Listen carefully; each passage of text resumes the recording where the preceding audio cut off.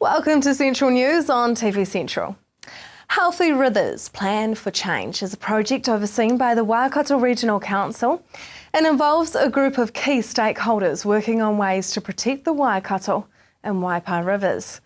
The group aims to plant 10,000 trees over 3 years along the Waipa riverbank. Anne-Marie spoke with Healthy Rivers Plan for Change co-chair Alan Livingston, who explained how this will help to clean up our rivers. Well, first and foremost, it's not the Healthy Rivers that's doing that. It's a collaborative partnership between a number of parties, which is a very important aspect. And integral to that is the Waikato River Authority and their Clean-up Trust, where the government provided, as part of the treaty settlement, the river settlement, $210 million over a 30-year period. So that is going towards the planting of those trees. Obviously the community and various groups are working very hard in that regard, and there is support from the Regional Council in there. So very much a team effort to achieve the best possible outcome.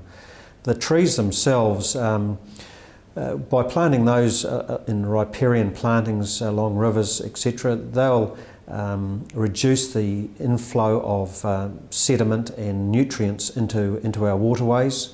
Clearly planting for to stop erosion in some of our steeper country, all of those will make a big difference. But aligned with that is enhancement of some wetland areas, planting in those, which will help filter those nutrients that are flowing into our waterways as well.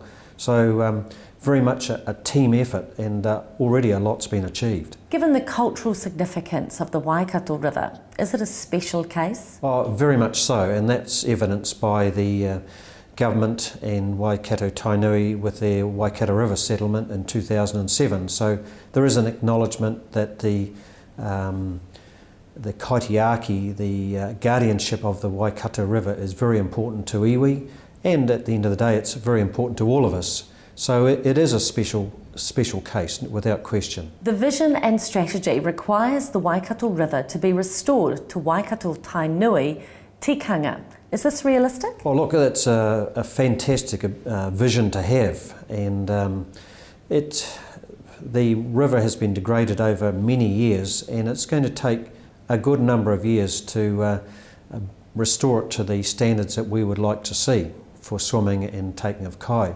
So yes, it is achievable, and clearly there's going to be parts of both the Waikato and Waipa rivers where we have to place extra emphasis on improving that quality. The rivers are of great significance to Māori. How are iwi helping clean up? Well, iwi are a significant contributor to this, and first and foremost the government, with the provision of the Waikato Clean-up Fund of the $210 million, that is going towards the clean-up of that.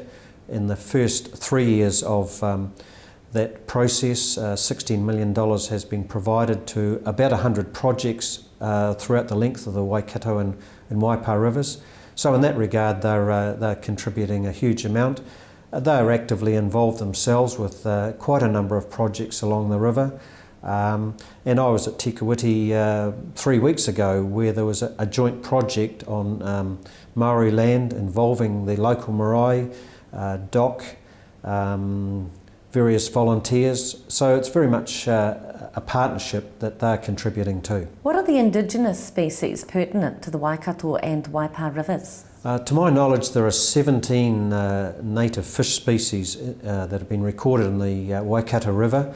But of course, with the degradation of the river, they're in isolated pockets along the river now, and that includes our long-finned and short-finned eel, 5 species of tuna, of whitebait as well. So it is a real concern in that some of those are becoming almost endangered as our kiwi. What are some of the practical options for managing containments and discharges along the Waikato and Waipa rivers? Clearly working with landowners, farmers and other landowner sector groups, industry, urban centres are essential to improving the discharges into our waterways.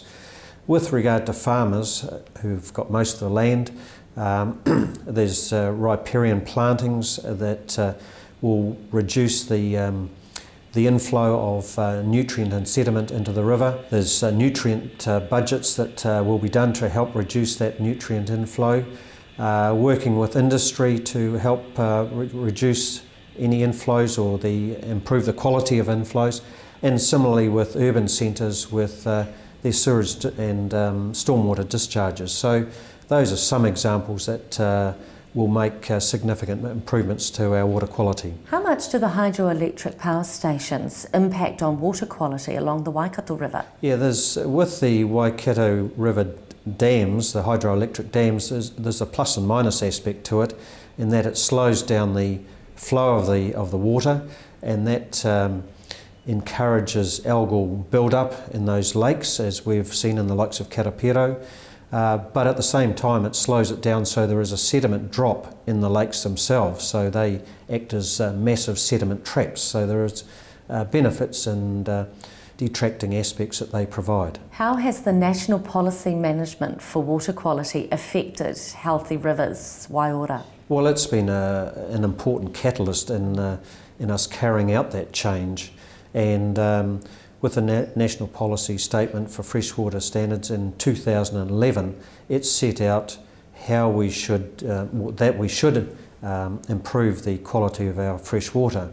Subsequently, an amendment in 2014, in August of this year, set out how regional councils have to improve that quality, and with that it set policies, rules and guidelines that we have to work to achieve those standards within various catchments, and in fact sub-catchments that we're working on in the Waikato.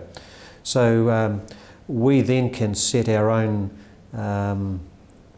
objectives to achieve those, and that's the very role of the collective stakeholder group, is setting out those rules and guidelines that we have to attain.